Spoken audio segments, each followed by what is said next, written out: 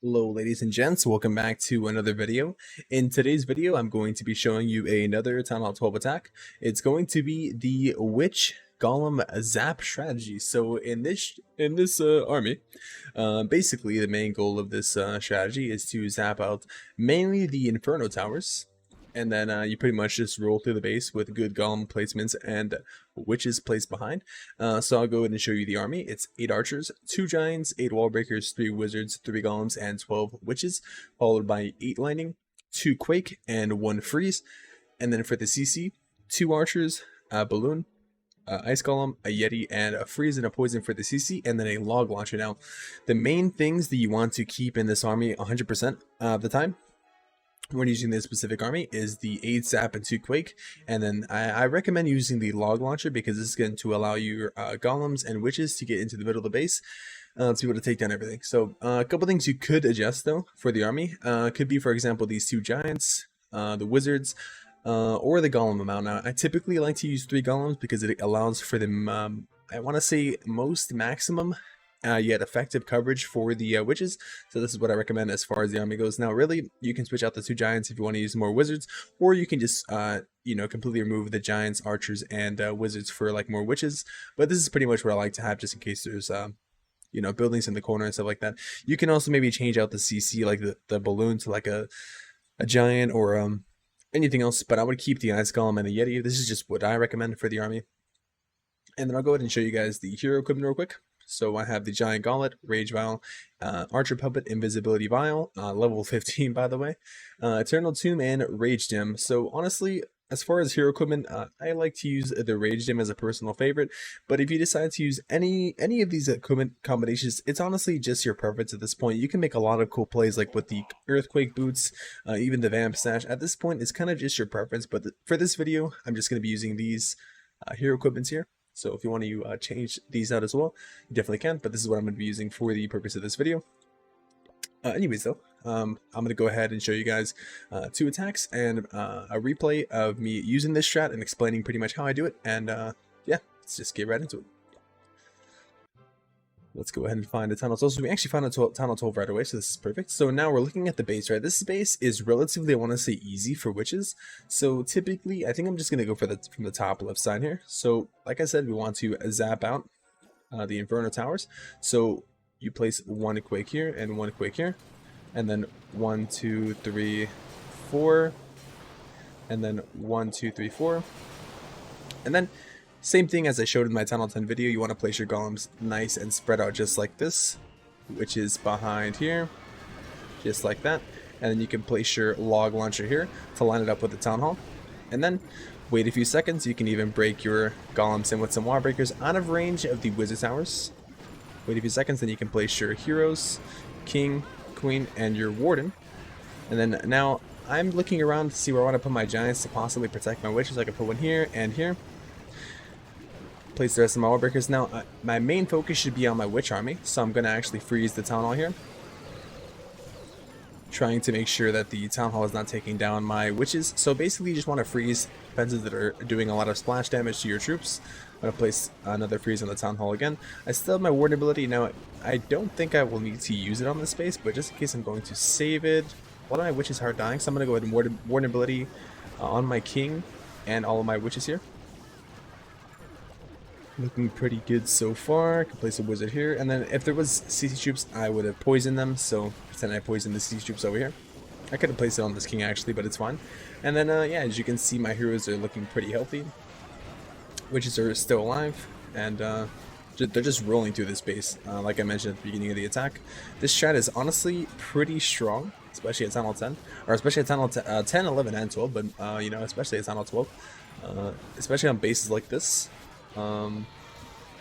Mostly because there's just so much space for these skeletons to walk through, and then with the use of the log launcher opening up the whole base. So the most important thing with this attack is you want to have a nice spread on your golems, but you don't want to wait too long to place your witches, otherwise your golems will just die and then your witches will end up dying right behind them. So as you can see, I didn't even have to use my queen ability there. I probably didn't even have to use my ward ability, but I went ahead and used them for the purpose of this showing you the attack. So GG's there. Now we can go ahead and go in for another attack. Now I want you guys to keep in mind too that my king and my heroes are not even maxed. So just imagine, I can even show you guys the difference between for the purpose of this video, I can use a army boost and a hero boost. I'm going to use raid medals to replenish our reinforcements. Oh, by the way, speaking of hero potions, a little bit of a tip. If you guys do not have a maxed army and you guys still want to try these armies out that I'm showing you in the video, you can actually purchase power potions from the shop here, the weekly trader, with gems, or you can even use your raid medals, which you get for free by participating in client capital with raid medals over here, and it's a very nice purchase here. Speaking of purchases, though, make sure you guys use code TERMY in the shop before you guys buy anything. There's the Queen of the North skin, there's the Of the North scenery, and there was a few packs. So if you guys want to support the channel, make sure you guys use code TERMY in the shop. Anyways, let's get into the second attack here. Now, you might see a little bit of a difference as far as power-wise on the heroes and maybe the army. The army was pretty much maxed before the troop boost, but just to show you guys, you don't even really need a maxed army, but I would recommend having a maxed army as always, especially if you're going into a war here. But anyways, let's just go in and do the second attack here. So another Townhall base, which is nice. Now we're looking at the base here. This base is pretty compact, but I'm going to do the same thing. The only difference is the Townhall is max level. So I'm going to show you guys a trick here, okay? I want to lining out, I think, let's say, I'm going to show you guys something, okay? So let's lining out this Inferno here and this Inferno here, and then we're going to line our log launcher up right here to hit this other Inferno tower to take it out as well, because you can use, obviously the log splash to take it out. So we're going to quake here, and we're going to quake here. Now it doesn't matter if the quake spell hits the Townhall in this case, because the log launcher is already going to hit the Townhall anyway. So even if you activate it early, it's okay. I did not check for the CC though. Okay, there's no CC, which is nice. And then we can go ahead and place our witches behind, not waiting too long here. And then we can wait a few seconds, actually break our golems in, and we can place our log launcher, line it up right here with the Inferno Tower here. Place our king, warden, and queen to go inside of the base, and then we can place a giant over here and this over here. And then in this case, we can just use our poison on the queen here because there was no CC troops. And then if we need to, we can freeze the single, not the single target, for the multi-inferno, I'm sorry.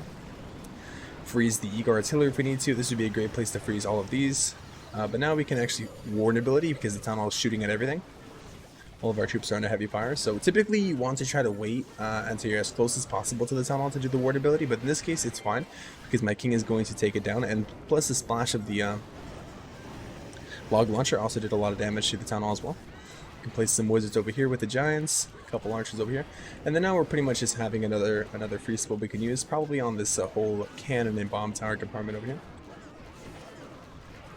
Looking pretty destroyed so far. So even though the base was compact, with the use of good spell placements and a log launcher, we were able to get the maximum value from our spells and our log launcher, which is what you really want to look for in this attack. That way your witches can pretty much just roll to the base.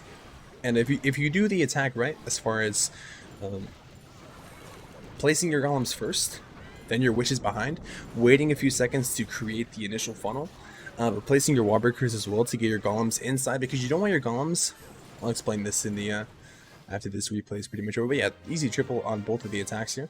Both bases were definitely not rushed by any means. And you can even see that maybe a little bit of a difference with the troopers, but even then, if I didn't have max troops, or I mean max heroes, sorry, because my troops are already maxed, I probably would have got it anyways. But I want to show you guys in the attack really quick. So I placed my golems right. One thing to keep in mind too, because the queen can shoot over walls, you don't want to really place your golem. Like the reason why I placed my golems here and I placed one here, and here to get a really wide spread is because you don't want to spread your troops too thin. This goes with really any attack, especially the witch attack though, because your golems are the ones that are tanking for your witches. Now witches don't have that much HP. They do spawn skeletons, but they don't have that much HP. As soon as they die, the skeletons are obviously not going to spawn anymore. So you want to keep them alive as long as you can. So a way to do this is to place your golems first, obviously, so that way you're tanking for the defenses and they're not shooting at your witches. And try not to place them in range of a queen, because what will happen, let's say I place my golem here, right? The queen is just going to be shooting at my golem, and then I want to say within the next like 10-15 seconds, the golem's going to be dead. All these witches are going to end up dying behind them, and then you're only going to have these witches over here. And you don't just want to waste your army. So in this case, that's exactly why I was placing my golems here. And as you can see here, I am looking for zap values. So another thing too, so yeah, just keep in mind when you place your golems to I'll go over this zap value here again, but I wanna really emphasize this because I see people try this strategy out, and they wait way too long for placing their witches down. So I place my golems down out of range of the queen. If it gets placed in front of the king, it's fine because the skeletons can just take out the king anyways, because the king is gonna hop the wall. But notice how I place my witches almost right away, and then they can take out the king. The queen is not going to take down my golem, which is I don't want to happen. And then I place the wall breakers almost right away, out of range of the bomb tower, wizard tower, and mortar, because if I place the wall breakers right here, if you notice what happens, they just end up dying, and they don't break the wall here. So you want to place them away from wizard towers and bomb towers and mortars to effectively break the wall and get to the walls, because you don't want your golems stuck on walls.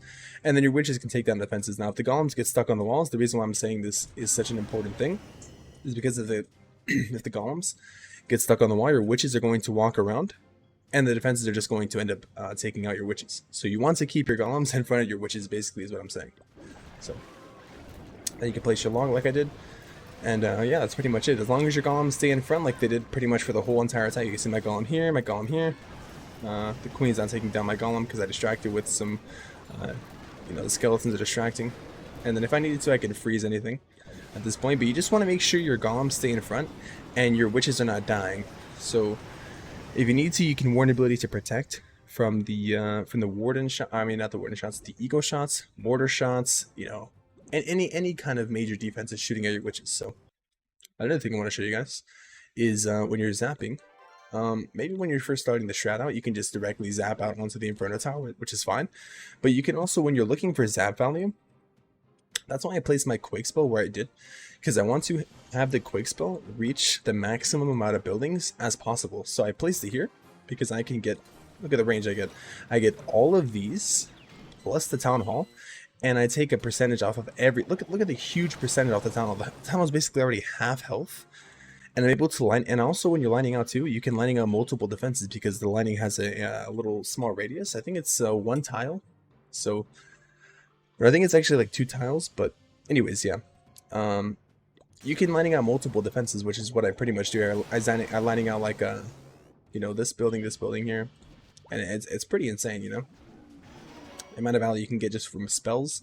The town hall's already half health, and my log launcher can pretty much just almost take out the town hall in most cases. You know, if I would have went from, you know, in this case, if I would have went from this side, the town hall for sure would have went down. But the reason why, you know, obviously I went from this side, like I explained during the attack, is I want the log launcher to take out the multi.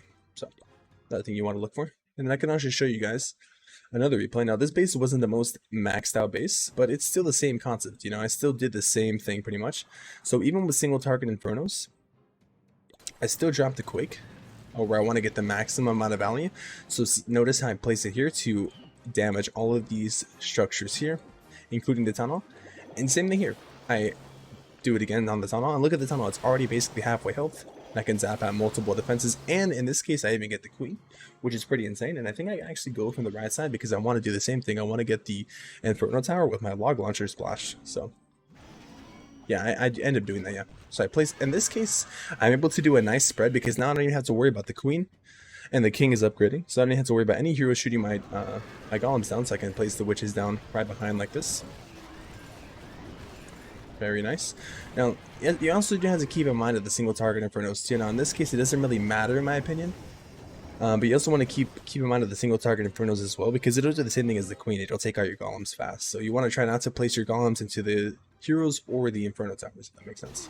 And then in this case, I placed my log launcher, trying to splash down on the Eagle Artillery. Unfortunately, I didn't break the Eagle Artillery or do any damage to it, but it's okay because I'm able to get a direct line to the Town Hall. Now, the single target doesn't lock onto my golem, but it's okay because by that time, the witch is already there to take out the Inferno. So pretty much same thing on this base, you know, keeping my golems. If you notice, my golem is still in front, my king is still in front, log launcher is still working over here, and the witches are over here.